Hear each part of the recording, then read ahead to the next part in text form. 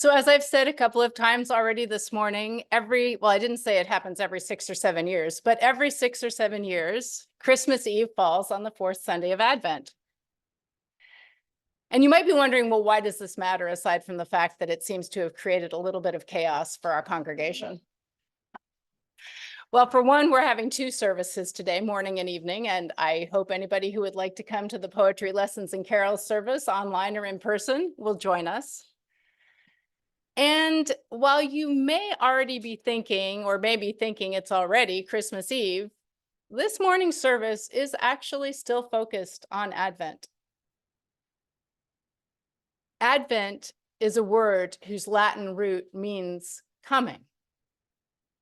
And folks, it's not Christmas yet. So on this last day of Advent, I thought I'd bring us full circle and return to the story of Zechariah, where we began December 3rd. In this story, or the part of the story that we heard that first Sunday of Advent, Zechariah is the husband of Elizabeth, Mary's cousin. And while Mary is quite young, Elizabeth is not. In fact, she and Zechariah have given up on ever having a child, until the angel Gabriel shows up and tells him Elizabeth, his wife, will become pregnant with John, the one who will prepare the way for Jesus. Of course, Zechariah is shocked and says to the angel, "How can this be?" In response, he's silenced until John is born. Now, on that first Sunday of Advent, I told you I disagreed with the traditional interpretation that Zechariah is silenced because he doubted. I mean, we all doubt. And in any case, it's not doubt that's the opposite of faith. It's certainty. Rather, I suggested he was struck silent because he was so darn certain what his life looked like and would look like. And it didn't include a child.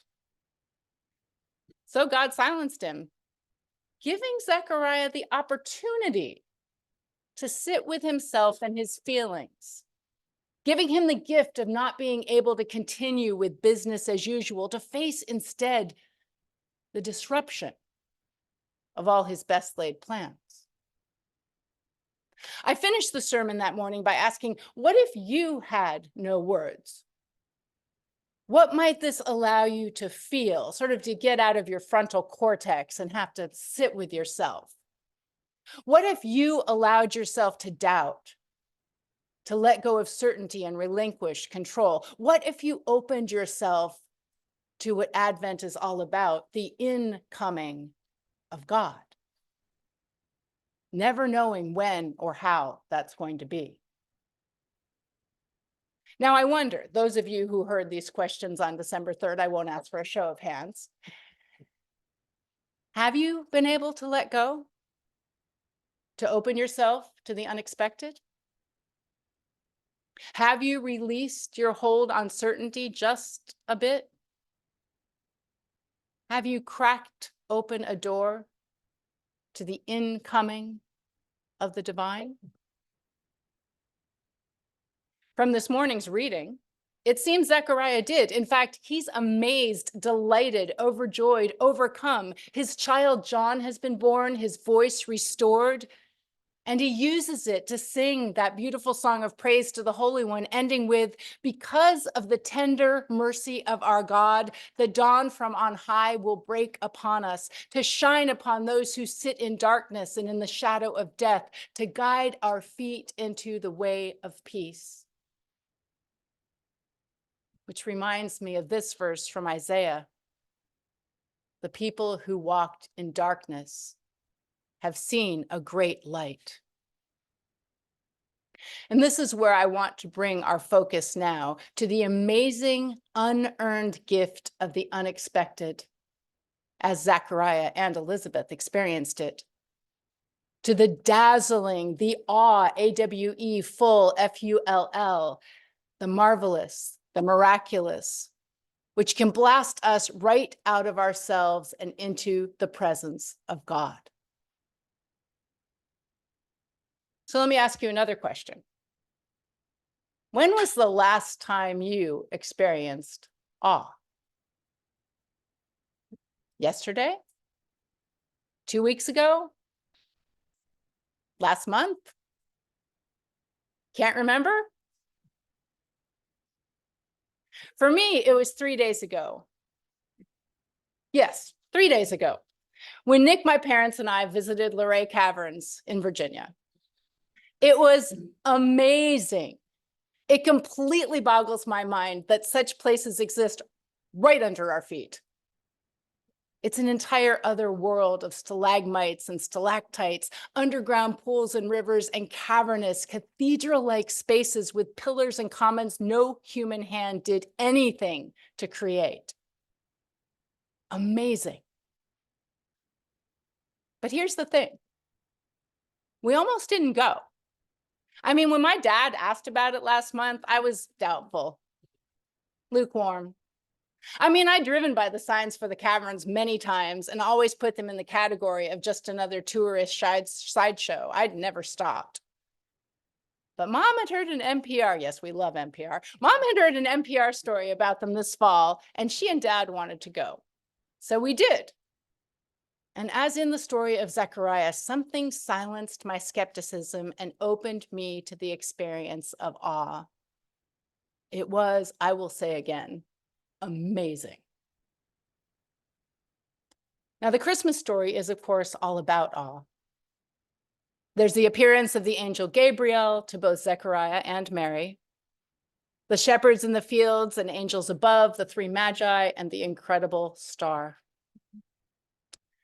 I think the writers of Matthew and Luke's Gospels, and just a little bit of Bible education here for a second, those are the only two Gospels that have a nativity story, all right? And our nativity story as we know it is actually a combination of those two. Luke does not have Magi, Matthew does not have the Magnificat, etc. All right.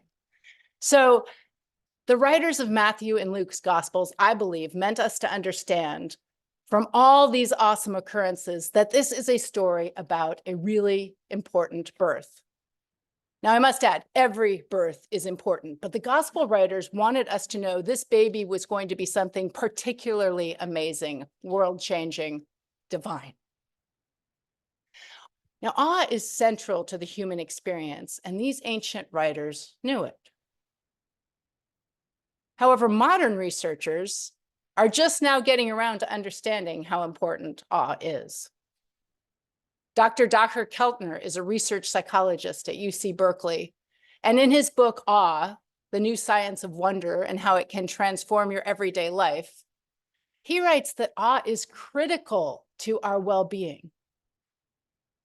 Now, while it wasn't identified back in 1972 as one of the 6 basic emotions, which happened to be anger, surprise, disgust, enjoyment, fear, and sadness, new research shows it's an essential and distinct emotional experience.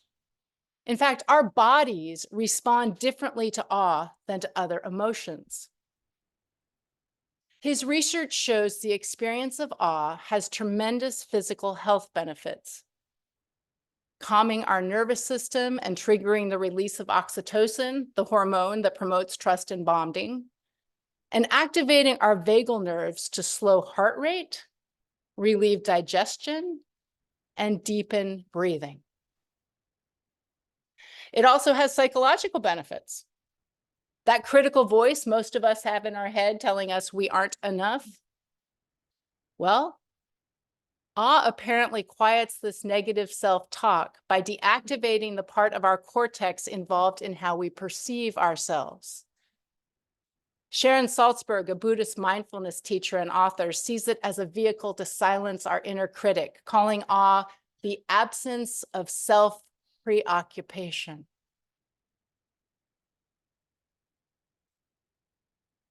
Does this sound like a relief? And yet to reap all these benefits, we actually have to experience awe. And in our fast-paced, consumption-driven, achievement-oriented lives, there's not a whole lot of space for it. The good news is we can choose to create the space. Like Zechariah, we can take a break from business as usual and open ourselves to the unusual. We can do what I encouraged in that sermon on December 3rd and open ourselves to the incoming of the unexpected. of what I call God. But how? Well, thank you, Dr. Keltner. He makes a few suggestions. First, slow down and pay attention. This may sound obvious, but think how often we're running from one thing to another, plugged into our screens, preoccupied by our own drama. If we're going to notice anything around us, we have to choose to pay attention. We have to choose to look up and see the moon and Jupiter calling to one another in the night sky. We have to choose to look down and see the first snowdrop flower of winter. We have to choose to be amazed by the fact that we actually woke up this morning and a new day came once again. So the first suggestion, slow down and pay attention. Second, focus on the goodness of others. Every day we hear horror stories about humans in the world, and we call that news. But friends, it's not the news, it's the bad news. And there's a lot of good news out there as well. Every single day we see examples of human kindness, but it doesn't exist for us unless we focus on it. As Mr. Rogers' mother once told him, look for the helpers. It's so easy to focus on the villains, the disasters, but the helpers are always here if we look for them. And the more we focus on them, the more we become inspired to become them. And inspiration is a form of awe. So the second suggestion for cultivating awe is focus on the goodness of others. Third, choose the unfamiliar path. Go to Luray Caverns. Since awe often comes from novelty, gravitating toward the unexpected sets us up to experience it, a personality trait called openness to experience.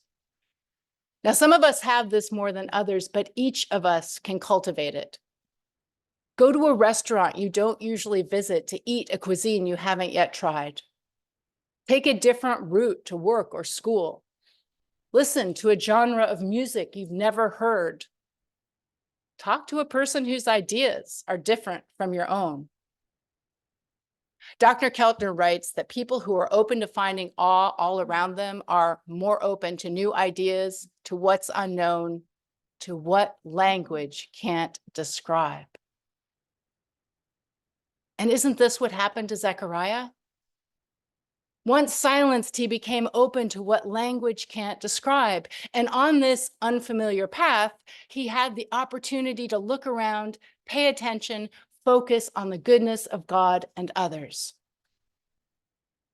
And perhaps once he'd opened himself to amazement, he started reaping the benefits. Maybe the critical voice in his head that had been telling him he wasn't enough was soothed and silenced right along with his speaking voice. Maybe in the words of the song which gave rise to this year's Advent theme, his soul felt its worth. And this is where I'm going to leave us this last Sunday of Advent, which is also Christmas Eve. As we move from a focus on the God who is always coming to a celebration of the God who is always right here, I pray for each of you wonder and awe, amazement and anticipation.